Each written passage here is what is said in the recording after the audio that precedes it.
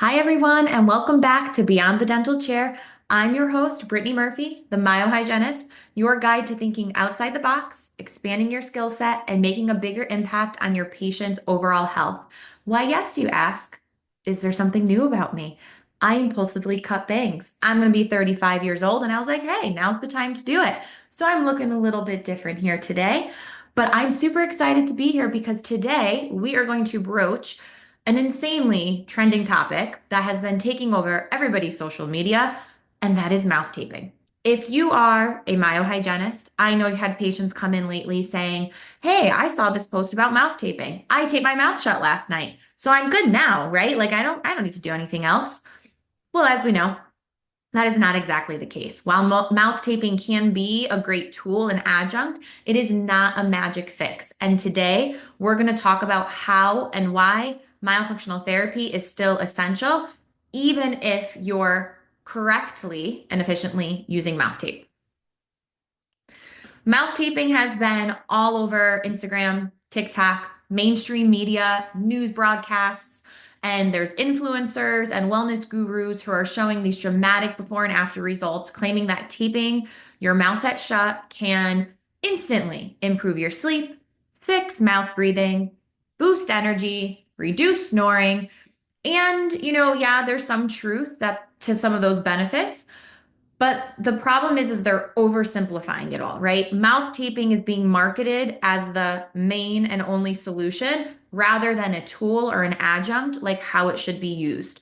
So if your body doesn't know how to nasal breathe properly during the day, taping your mouth shut at night is literally putting a band-aid, literally, right? A band-aid over our mouth on a way bigger, deeper issue.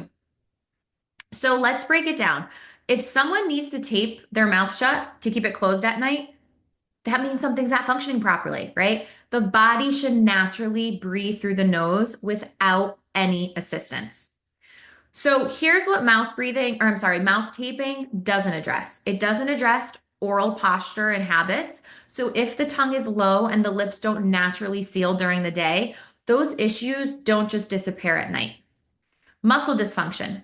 Weak tongue, lips, airway muscles that contribute to mouth breathing, snoring, and even sleep disordered breathing. Mouth taping is not going to address that. Nasal obstruction. If someone has chronic congestion, a deviated septum, allergies, they're forcing their mouth closed, and that could actually make things worse. The root cause of mouth breathing, right? Mouth breathing is often a learned habit due to tongue ties, jaw structure, airway resistance, early childhood breathing problems or patterns, whatever it might be. So, yes, taping your mouth might force nasal breathing, but it doesn't train the body to do it correctly on its own. And that is where myofunctional therapy comes in. Instead of just, like we said, slapping a band-aid on, slapping a piece of mouth tape on your mouth and hoping for the best and going to sleep and seeing what happens. Instead, we can utilize myofunctional therapy to help retrain the muscles to function properly.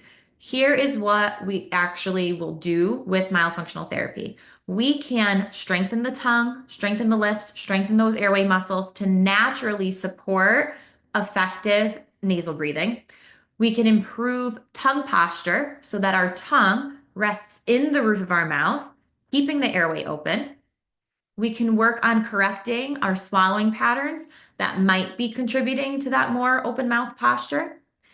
We can address nasal breathing efficiency so that patients can actually breathe through their nose comfortably and it not feel forced. Mouth taping is like the reminder, but myofunctional therapy is the training program that's going to make sure that the body doesn't even need that reminder in the first place. So before we wrap up, let's talk about something really important, right? There are situations where mouth taping can be extremely dangerous. And mouth taping, guys, is not for everyone. And in some cases, it can do more harm than good. So here are we're gonna go over like two major red flags: sleep apnea and airway disorders. If someone has an undiagnosed or untreated sleep disordered breathing issue, taping their mouth shut can actually worsen their condition. Why? With sleep apnea, we know that there's airway obstruction. And if the body instinctively opens the mouth at night to literally stay alive, to get more air, forcing it shut could lead to oxygen deprivation. If someone snores loudly, gasps for air, or they wake up feeling exhausted, they should be getting a sleep study before they even consider mouth taping. So, the key message we want to get out here is if somebody suspects, especially obstructive sleep apnea, but really any kind of sleep disordered breathing issue, they really should talk to a sleep specialist first and have an airway evaluation. Some people physically cannot breathe well through their nose because of issues like a deviated septum, chronic nasal congestion, sinusitis, or if it's due to allergies, nasal polyps, whatever it might be, enlarged nasal turbinates, swollen adenoids. So, forcing nasal breathing when there's a significant obstruction can make sleep worse and cause major stress on the body. And sometimes we can even trigger a panic response. So, how can we check if mouth taping is safe? How can we check if somebody has the ability to breathe somewhat well through their nose? A simple test that patients can try or you can do with your patients is a 3-minute breath hold test. Now, this isn't the end all be all. And if you do this with somebody, it doesn't necessarily mean that, there's not something going on, but it's probably not something severe that we need to immediately get to the ENT for. So I want you to sit down, and you can do this right now. Press pause on me. Hopefully you pause me in a good frame. Sit down, close your mouth, and try to breathe through your nose for 3 minutes. If you feel panicked, if you feel suffocated, if you are struggling at all to maintain that posture with your lips closed and breathing through your nose, that is a sure sign of nasal dysfunction, and that 100% should be addressed first. So, when do we want to avoid mouth taping? Patients, I was just at a list there. Patients should not use mouth tape if they have moderate to severe obstructive sleep apnea, especially if it's untreated. If they experience chronic nasal congestion that makes nasal breathing very difficult for them. If they have frequent episodes of waking up gasping for air.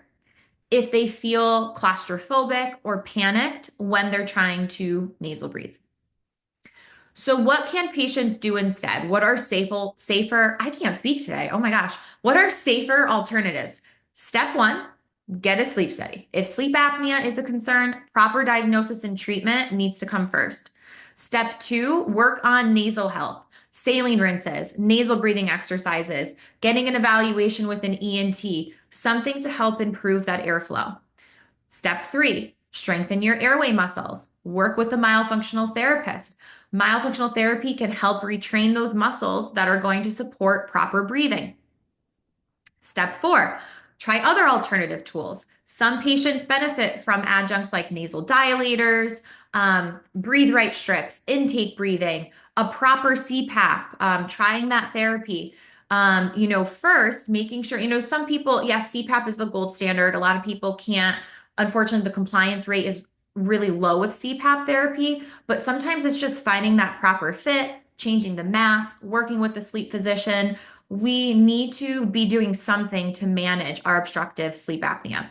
So the bottom line here is mouth taping is not a one size fits all solution. I don't care what you hear, where you hear it, it is not. I do utilize it as a myofunctional therapist, but with the right clients or patients.